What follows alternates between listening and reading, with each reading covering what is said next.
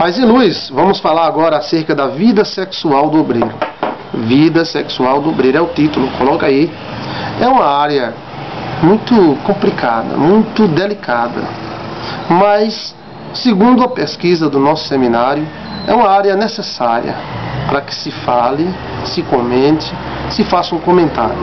Aí entra em ação a sua percepção acerca do assunto e eu quero ver o seu comentário lá na sala de comentários sobre esse assunto. Eu vou ler aqui na Bíblia Sagrada acerca dessa área, né? Cantares de Salomão, capítulo 4, versículo 1.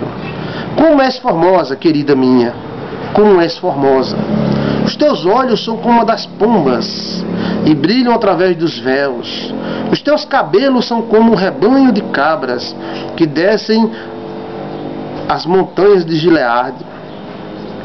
São os teus dentes como o rebanho das ovelhas recém-tosquiadas, que sobem do lavradouro, e das quais todas produzem gêmeas, e nenhuma delas nascem crias. Os teus lábios são como o fio da escarlate, ou seja, vermelhos, né? E a tua boca é formosa, e as tuas faces como a romã repartida. Brilham através do véu. O teu pescoço é como a torre de Davi, edificada como um arsenal. 1000 escudos perdem para ela. Todos os teus 2 seios são como 2 crias gêmeas de uma gazela, que se apacentam entre os lírios. Cantares de Salomão. A vida sexual do obreiro deve ser uma área por ele sempre bem observada. A Bíblia diz que os nossos caminhos sejam todos bem ordenados. Ou seja, a vida sexual do obreiro deve ser bem ordenada. E o que é que deve ser bem ordenada? Deve ser boa. A vida sexual do obreiro deve ser boa, porque se não for boa, estará abrindo espaço para a tentação do diabo. Deve ser observada a vida sexual do obreiro para se fechar brechas, para que o pecado não venha o destruir ou o prejudicar. O líder cristão deve manter esta área saudável e ativa, dependendo da idade. Também a gente não vai chegar para um obreiro de 90 anos e dizer: olha, você tem que ter uma vida sexual bem ativa, hein? Aí é outra coisa. Estamos falando de obreiros novos, jovens, homens jovens. Então ela deve ser bem ordenada e deve ser ativa sim. Deve ser ativa sim. O sexo é uma bênção de Deus. Algumas pessoas pensam que o sexo é uma maldição, que o sexo é do diabo, coisa diabólica, satânica, coisa safada. Não, o sexo é uma bênção. O Deus que fez os teus dedos é o mesmo Deus que fez os teus órgãos sexuais. O Deus que fez a tua face, o teu nariz, a tua boca, é o Deus que fez as tuas genitárias. Então, existem muitos bloqueios nessa área que aprendemos muitas vezes desde a infância. E muitas vezes não tem nada a ver com a Bíblia, mas faz parte de uma teologia pessoal e particular. Isso deve ser revisto. Então, a ideia é que o sexo é uma bênção. Quer ver a pessoa se desesperar? É quando ele começa a falhar, ou ela começa a ter problema, então eles entram em desespero. O sexo realmente é uma bênção. Qual a sua ideia de sexo? O que você acha? Alguns pastores são tão santos, mas deixam a desejar em muitas áreas da vida. Eles são tão santos e usam esse nome santidade para ser um péssimo amante de sua esposa, ou uma péssima amante do seu esposo. Não servem a ele ou a ela sexualmente como deviam servir. Deixam o casamento se acabar na cama. Alguns chegam a dizer que o casamento realmente se acaba na cama. Quando eles começam a discordar na cama, a discórdia se espalha por todo o relacionamento. O cônjuge deve ser um bom amante do seu marido, da sua esposa, se esforçar para satisfazer o seu cônjuge. Então, se você é um pastor e satisfaz todo mundo com as suas palavras, com a sua cara de bondade, com a sua santidade, mas não satisfaz sua mulher na cama porque não quer, não é questão de doença nem problema, então você está deixando a desejar. Muito. Tanto para ela quanto para você. Porque a vida sexual do obreiro é incentivada a ser uma bênção. Você pode ter uma vida sexual abençoada, satisfazer ela lhe satisfazer, algo que gere harmonia e prazer, satisfação, porque o sexo foi criado por Deus para ser usado, não é para ser escondido. O pecado foi quem deformou o sexo. Muitos têm que mudar a sua concepção de sexo. Alguns acham que é pecado, que é do diabo, que foi o cão. O cão não criou o pênis nem a vagina. Não. Quem criou foi Deus.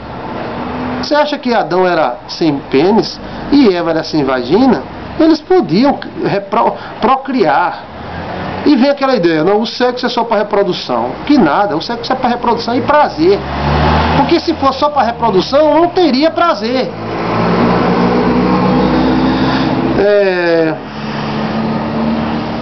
A Bíblia diz para o casal, como diz aqui na apostila, anota aí, a Bíblia diz que o casal não deve se separar por muito tempo. Então não se deve separar. Irmãos, eu vou passar ali 6 meses fora evangelizando, pregando o evangelho. E sua mulher? Fica aí, em nome de Jesus. Tá errado.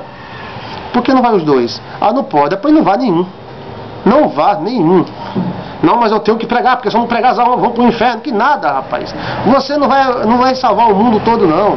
Calma. E tenha como prioridade a sua esposa, o seu lar.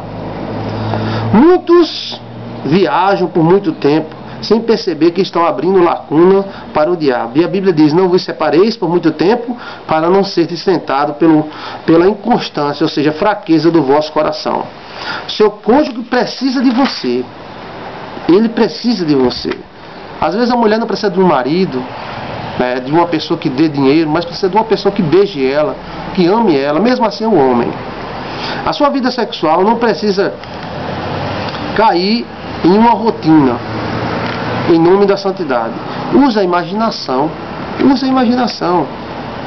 A imaginação é uma aliada de um bom sexo.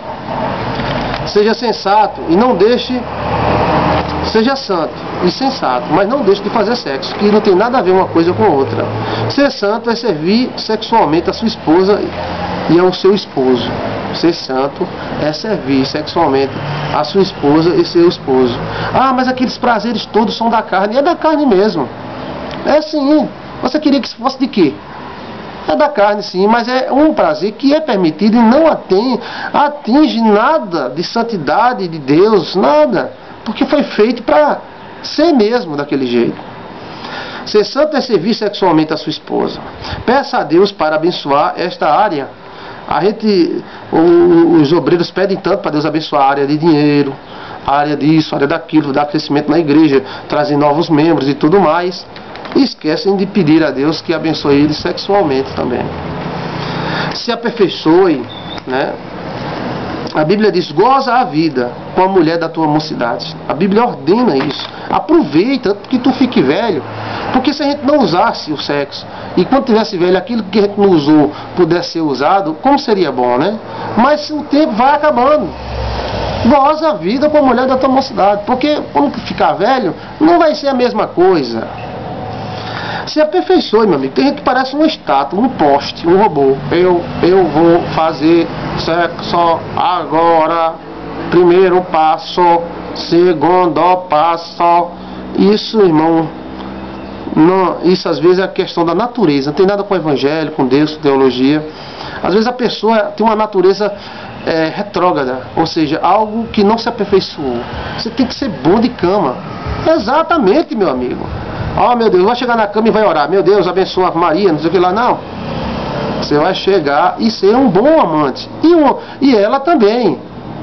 E desbloqueia a tua mente. Porque essa é a vontade de Deus. Senão ele não tinha feito macho e fêmea. Muitos não sabem, né, de tudo. Só sabem agradar a sua esposa. E esses são felizes.